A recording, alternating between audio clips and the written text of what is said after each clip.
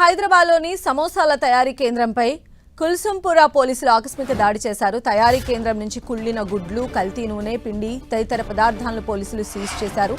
గోల్కొండకు చెందిన అబ్దుల్ రషీద్ జియాగూడ బైపాస్ రోడ్లో మూసీ తీరంలోని షెడ్లో సమోసాల తయారీ కేంద్రం నిర్వహిస్తున్నాడు. వాటిని పరిసర ప్రాంతాల్లోని హోటళ్లు, బేకరీలు, చిరు వ్యాపారులకు విక్రయిస్తూ ఉంటాడు.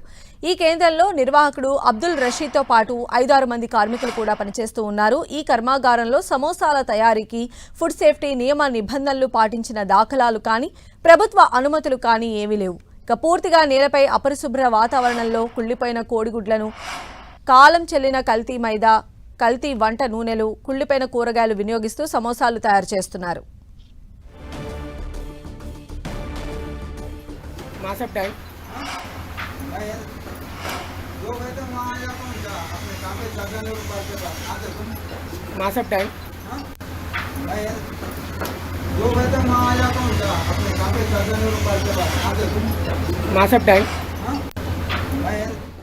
సో మరిన్ని అప్డేట్స్ తెలుసుకుందాం. మా ప్రతినిధి కిరణ్ మనకు లైవ్ లో అందుబాటులో ఉన్నారు. కిరణ్, ఇప్పుడు మనం చూస్తూ ఉన్నాము ఎంత అన్హైజినిటీ ఉన్నటువంటి కండిషన్స్ లో వాటిని తయారు చేస్తూ అమ్ముతూ ఉన్నారో. దీనికి సంబంధించి పోలీసులు ఏం చెప్తూ ఉన్నారు?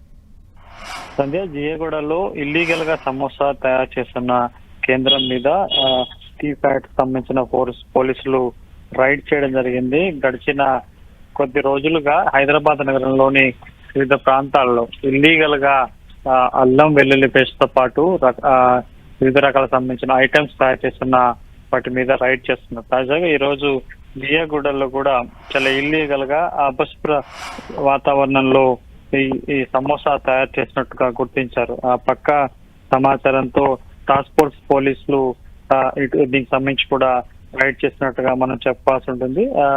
దీనికి సంబంధించి 5 లక్షల విలువ చేసే సమోసా సంబంధించిన వాటిని కూడా ఈ టాస్క్ ఫోర్స్ పోలీసులు సీజ్ చేయడం జరిగింది. దీనికి సంబంధించి ఎలాంటి ట్రేడ్ లైసెన్స్ లేకుండా అపరిశుభ్ర వాతావరణంలో కుళ్ళిపోయిన గుడ్లు, అదేవిధంగా ఉల్లిగడ్డలతో కూడా ఈ సమోసా తయారు చేస్తున్నట్టు గుర్తించేందుకు సంబంధించి 500 గుడ్లు, 5 కిలోల వాడేసిన వంట నూనెతో పాటు వివిధ రకాల సంబంధించిన స్వీట్ కార్నర్, ఉల్లిపాయలు అదేవిధంగా ఉప్పు, సమోసా సంబంధించిన ఉపయోగించే గుడి పదార్థాలను కూడా ఇటు టాస్క్ ఫోర్స్ పోలీసులు స్వాధీనం చేసుకున్నారు. అయితే కిరణ్, అంటే ఎప్పటి నుంచి వీళ్ళు ఇక్కడ ఇలాంటివి సమోసాలు మేకింగ్ చేస్తూ ఉన్నారో, ఇంకా ఇలాంటి కేంద్రాలు ఇంకేమన్నా ఉన్నాయా? వీటికి సంబంధించి ఏమైనా దృష్టి పెట్టారా ఫుడ్ సేఫ్టీ అధికారులు?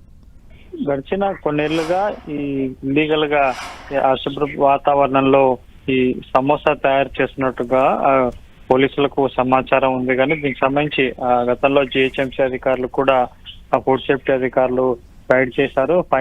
ఫైన్ వేసి వదిలేసినట్టుగా తెలుస్తుంది. కానీ ప్రస్తుతం ఇటు ప్రత్యేకంగా కల్తీ ఆహార సంబంధించిన పదార్థాలను వాటి గుట్టు విప్పేందుకు కొత్తగా ఏర్పాటు చేస్తున్న ఈ టాస్క్ ఫోర్స్ కూడా తాజాగా సమాచారం అందడంతో రైడ్ చేయడం జరిగింది. సుమారుగా ఒక 2-3 ఏళ్లుగా ఈ సమోసా తయారీ కేంద్రం జియాగూడ ప్రాంతంగా ఉన్నట్లుగా తెలుస్తుంది.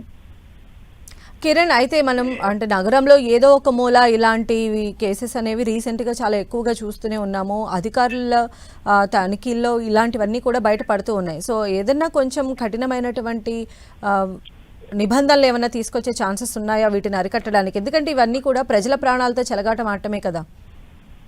గతంలో ఇటు జిహెచ్ఎంసీ ఫుడ్ సేఫ్టీ అధికారులు కూడా హోటల్స్ తో పాటు ఇలా ఇల్లీగల్ గా తయారు చేసే గూడమ్స్ మీద రైడ్ చేయడం జరిగింది. కానీ వీరికి సంబంధించి పోలీసులకు, జిహెచ్ఎంసీ అధికారులకు, ఫుడ్ సేఫ్టీ అధికారులకు కూడా కేవలం తనిఖీ చేసి ఫైన్ చేసే అధికారం ఉంది, కానీ సీజ్ చేసి వారి మీద కేసు కట్టే అధికారం లేదు. కానీ తాజాగా పోలీసులు కూడా లా అండ్ ఆర్డర్ పోలీసులు, ఫుడ్ సేఫ్టీ అధికారులు, జిహెచ్ఎంసీ అధికారులు ఒక సమన్వయ కమిటీని ఏర్పాటు చేస్తారు. వీరు కూడా రైడ్ చేస్తున్న పరిస్థితి కనిపిస్తుంది. ఇప్పటికే ఇటు హైదరాబాద్ సిపి సంబంధించి ముఖ్యంగా హైదరాబాద్ ప్రాంతంలో ఈ తరహా ఇల్లీగల్ గా అల్లం వెల్లుల్లి పేస్ట్ తయారు చేసిన మీద కఠిన చర్యలు తీసుకుంటున్నారు.